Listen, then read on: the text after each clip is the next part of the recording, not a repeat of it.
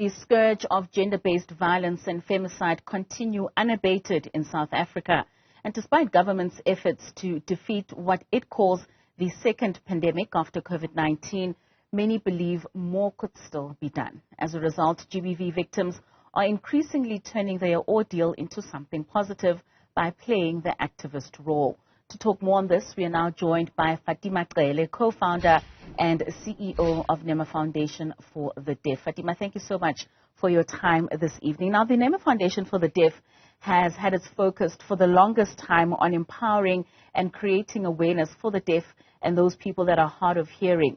How susceptible is this particular community to GBV? Hi, Katlego, and to your viewers, thank you for having me.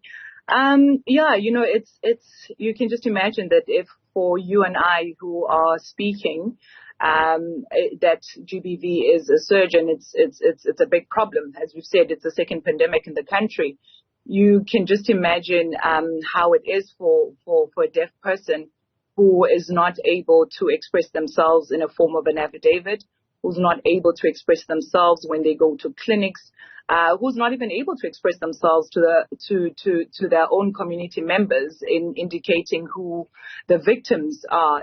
So you can just imagine that you and I have got the ability to and access to those things, but when it comes to a deaf woman or a deaf child, they don't have that ability to do that. So it's a very big challenge. And what Neema has done is literally position themselves to become the voice of the people that don't have a voice. Most certainly. And with that, there's a campaign that you've started, the Turning Victims into Activists. Just unpack that campaign for us. So basically what we are trying to do on our side is to go around across the country through our collaboration with the GBV F Response Fund. It's enabled us to go around the country to basically have a dialogue through our workshops to educate the community, one, about deafness and how it can just impact anybody. One of our co-founders, I don't know if you can you hear me, Katlego? Yes, I can hear you clearly. Yeah, so one of our co-founders who was born hearing like you and I, unfortunately she passed in 2020, but she became deaf when she was 8.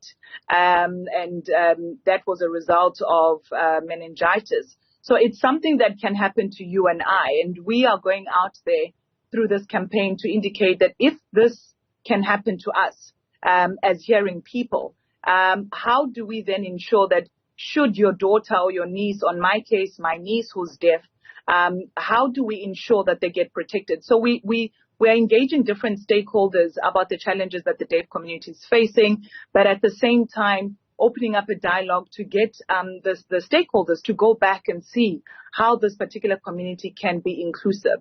So through our workshops and through the collaborations, we've launched a WhatsApp support line so that through a video call, the deaf victims can reach us and we can get them the necessary support through their local police station, through social workers around, or through other organizations within their provinces or areas.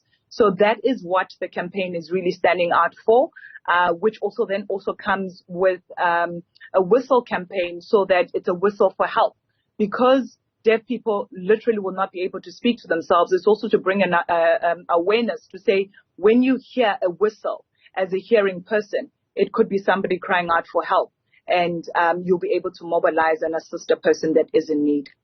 This is certainly very impactful, Fatima. I mean, it must also be very difficult for victims to transition from being a victim of GBV and then ultimately wanting to be an activist and speak out, so to speak. So what are some of those behavioral commonalities amongst those that are successful in transitioning from being victims to being activists?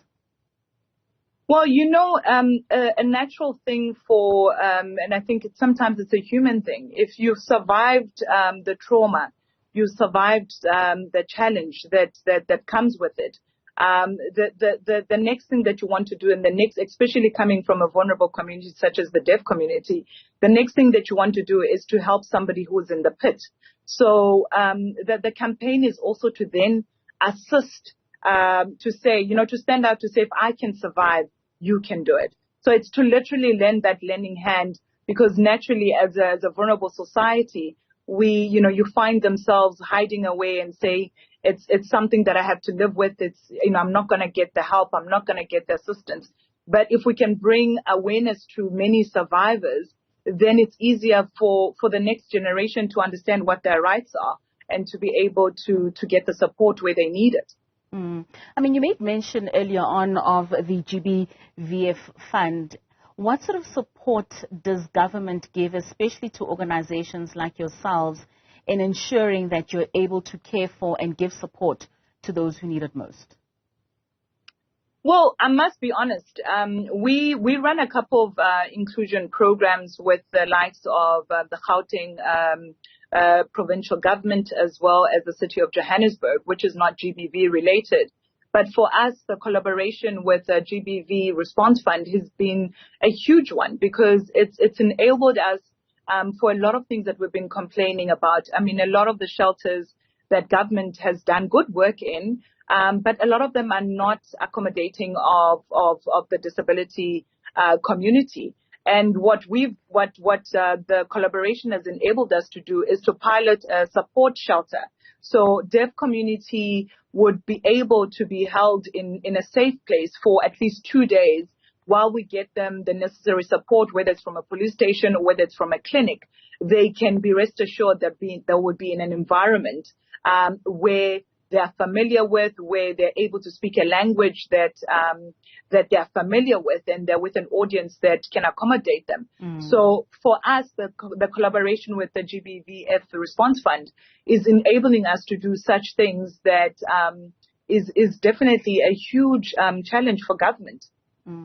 I mean, quite often when we speak of GBV, we speak of victims, but we also speak, like in this instance, of activists and victors that come out of the situation and are able to further their lives. But we don't necessarily always go back to the root cause in terms of the perpetrators. And in many instances, we know that it's with intimate partner relationships where we are seeing a lot of GBV being actioned out. What voice or what advice would you have, especially for perpetrators, that a role that they need to play in ensuring that we curb GBV is something that we can attain one day? Katlego, for the deaf community, it's a very difficult question to address, and it's not as straightforward, because the deaf community naturally, 99% of them come from hearing families. So you would find that a daughter is deaf, but the mother and father is hearing. And there are challenges, from the onset when it comes to communication, because the child is born into a family where there's automatically a communication breakdown. And we know that once there's a communication breakdown, all these other challenges come in. So you find that the deaf individual gets into survivor mode from the day that they are born, because there's a lot of, they're misunderstood in their own families, but their families also battle to understand them because of the nature of their disability. So you find that in the deaf community that there is a natural violence in their natural habitat of being, because they are in survival mode, they're in protection mode. So with the deaf community, the first thing that we do as an organization is to assist them in dealing with conflict. So is to get into an environment to say they don't always have to have that survival mode, is to teach them the challenges and the risks that come with conflict and how they need to deal with it, so that when they actually get into relationships, they're able to indicate, is this a conflict that can get me into trouble? Or is this a conflict that I need to run away from? So it's not really a straightforward answer, but it is one that has to be looked at different angles, which makes it even more difficult and more challenging when, service areas such as police stations and clinics and courts are supposed to ensure that it's easier for them. But when they also get to that part, it is still a challenge.